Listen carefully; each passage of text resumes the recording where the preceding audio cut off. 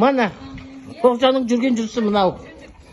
Мына Сұлтанның несіне 60 жасына мына жеңгесі мынау. Зенита деген нам пісіріп жатыр.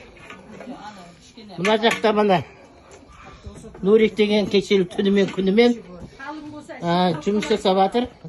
Мына бауырсақ, мына Ләззат бері қараңдар. Мына Ләззат бақан келіншегі айғайлап жатып жорға шақырдық. Мерует анау бас сирағы үйттім деп, жудым деп маған претензия беріп жатыр. Мына қойдың басы мына басталды.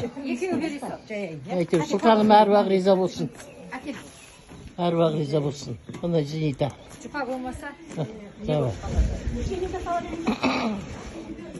Жамбыл анау қойды сойдық. Бүгін таңғы сағат 7-тен Иманбек екеу қойды сойып, үйітіп, әкеліп қазанға міне салып жатыр. Оны біздің Ерзат деген.